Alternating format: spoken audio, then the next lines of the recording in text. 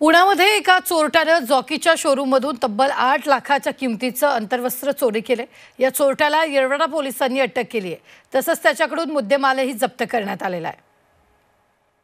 Jockey showroom मध्ये या चोरानं चोरी केलेली आहे। लाखोंचा मुद्देमाल त्याच्याकडून जप्त करण्यात आलेला आहे। येरवडा पोलिसांनी ही कारवाई केली आहे।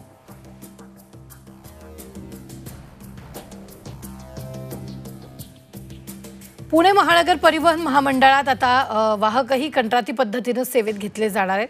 कंत्राटी पद्धतीने 400 बस सेवेत दाखल करण्यात येणार असताना 1000 चालकांबरोबर 1000 वाहकांची ही सेवा घेतली जाणार आहे।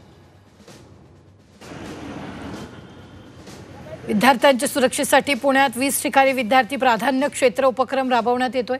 विद्यार्थ्यांना त्यांच्या शाळेच्या परिसरातून सुरक्षित ये-जा करता यावी यासाठी पुणे महापालिका, पुणे शहर आणि उपनगरात विद्यार्थी प्राधान्य क्षेत्र तयार करत आहे।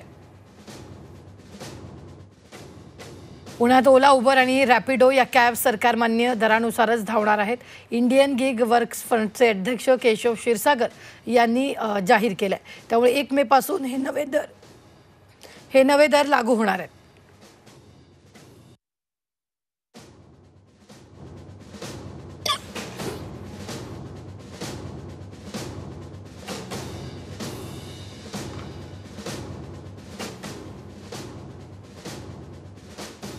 पुण्यात इलेक्ट्रिक वाहनांच्या खरेदीचा वेग मंदावलाय। सरकारकडून दिल्या जाणाऱ्या सवलती कमी झाल्यामुळे ग्राहकांनी ई-वाहन खरेदीकडे पाठ फिरवल्याची माहिती आहे।